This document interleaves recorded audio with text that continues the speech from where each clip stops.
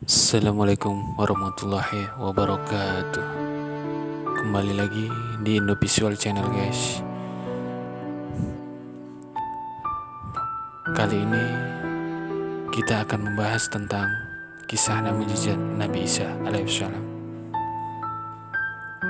Bismillahirrahmanirrahim. Alhamdulillahirabbil alamin. Wassalatu wassalamu ala asyrafil anbiya'i wal mursalin wa ala alihi wa sahbihi ajmain. Amma ba'du. Segala puji bagi Allah, Tuhan semesta alam. Rahmat dan keselamatan semoga terlimpah atas paling mulianya Nabi dan Rasul, juga atas keluarga dan para sahabat, serta kepada yang mengikuti mereka dalam kebenaran sampai hari kiamat. Adapun setelahnya, pertama-tama marilah kita semua panjatkan puji syukur kehadirat Allah Subhanahu wa taala yang telah melimpahkan rahmatnya kepada kita semua. Kita bersyukur dapat beraktivitas seperti biasa tiap harinya dengan nikmat kesehatan yang diberikannya. Tak lupa pula salawat dan salam semoga tercurah kepada junjungan kita Nabi Muhammad SAW serta kepada keluarga dan sahabat-sahabatnya yang mulia.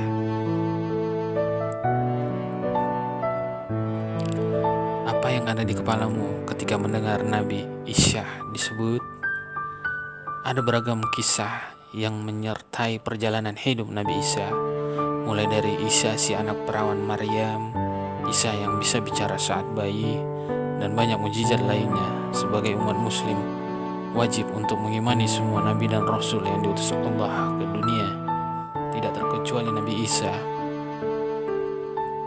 Seperti halnya kedua empat Nabi yang Rasul lainnya, perjalanan dakwah Nabi Isa penuh liku-liku. Dengan meneladani kisah Nabi Isa berikut ini, kita akan semakin mudah untuk menghadapi berbagai tantangan serta pelajaran hidup.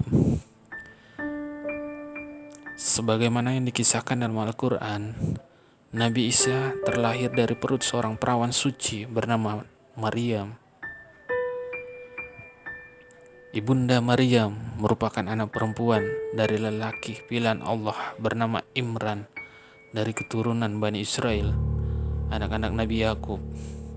Dalam Al-Quran disebutkan, keluarga Imran adalah salah satu keluarga yang dipilih Allah untuk mendapatkan keistimewaan berupa nikmat kenabian. Berikut kisah lengkap Nabi Isa.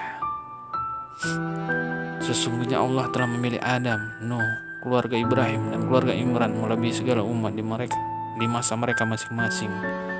Sebagian merupakan keturunan dari yang lainnya, dan Allah Maha mendengar lagi Maha mengetahui. Quran Surat Ali Imran ayat 33-34. Saat ibunda Maryam, Hannah binti Fakuj, hamil, ia melakukan nazar.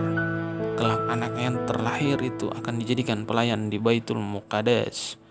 Ia berharap melahirkan seorang putra, namun saat melahirkan ternyata bayi tersebut seorang perempuan. Menjelang kelahiran, Imran meninggal dunia. Betapa sedihnya hati Hannah binti Fakuj. Saat itu, ia pun harus berbesar hati melahirkan tanpa didampingi suami. Ketika bayinya terlahir ke dunia, ia menamakannya Maryam. Meskipun tidak melahirkan bayi laki-laki, Hannah binti Fakuj tetap melaksanakan nazarnya.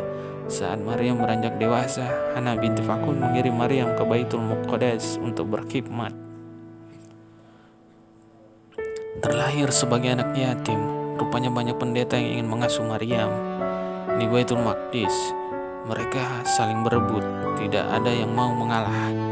Akhirnya mereka pun membuat permainan. Barang siapa yang membuat pensil ke dalam sungai dan tidak tenggelam, dialah yang berhak menjaga Maryam. Tanpa disangka-sangka, permainan itu dimenangkan oleh Nabi Zakaria. Hari-hari berikutnya, Maryam menjalani hidupnya di bawah asuhan Nabi Zakaria. Dia tumbuh menjadi gadis yang taat beribadah. Bahkan dia juga pandai menjaga pergaulan. Dia enggan berdekatan dengan sembarang laki-laki yang bukan mahramnya. Setiap ada laki-laki mendekatinya, dia selalu berdoa kepada Allah agar terlindung dari godaan dan hal-hal buruk lainnya. Maryam hamil Nabi Isa saat melakukan uzlah. Suatu ketika Maryam menyingkir dari tengah masyarakat.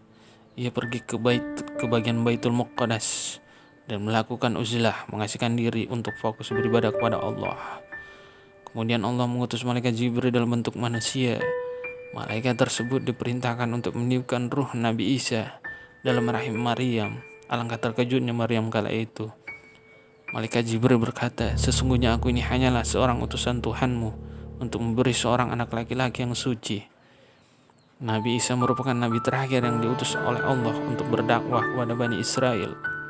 Hal itu demi mewujudkan umat yang bertakwa dan bertaat, beribadah hanya kepada Allah Subhanahu wa Ta'ala. Nabi Isa diberikan segala kelebihan untuk menggeser zaman jahiliyah menuju jalan yang penuh penerangan, yakni iman dan Islam. Sebagai bekal perjalanan dakwahnya, Nabi Isa diberikan beragam mukjizat oleh Allah Subhanahu wa Ta'ala. Hal itu bertujuan untuk menunjukkan dan meyakinkan kepada masyarakat bahwa mereka hanya patut menyembah Allah Subhanahu wa Ta'ala semata. Berikut mukjizat Nabi Isa alaihissalam. Nabi Isa terlahir tanpa seorang ayah. Terlahir tanpa adanya seorang ayah adalah mukjizat yang sangat agung. Namun perlu diketahui, Nabi Isa bukanlah satu-satunya nabi yang terlahir tanpa ayah. Ada nabi lain yang diciptakan oleh Allah Subhanahu wa Ta'ala tanpa ayah, bahkan tanpa ibu juga. Nabi Adam alaihissalam. Nabi Isa dapat berbicara saat bayi. Kemampuan berbicara saat masih bayi merupakan mukjizat yang sangat luar biasa.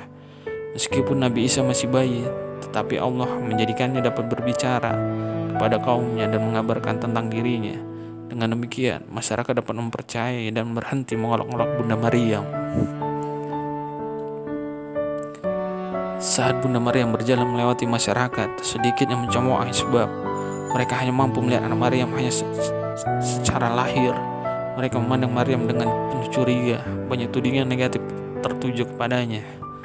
Namun, Maryam tak ingin menjawab beragam tudingan menyakitkan tersebut. Dia lantas mengisyaratkan agar orang-orang yang menudingnya berzina untuk langsung bertanya pada Nabi Isa yang saat itu berada dalam gendongannya. "Bagaimana mungkin kami bisa berbicara dengan anak bayi yang baru dilahirkan?" tanya mereka dengan raut wajah tidak percaya. Atas kuasa Allah, Isa menjawab tudingan masyarakat. Hal tercantum dalam firman Allah surat Maryam ayat 27:33.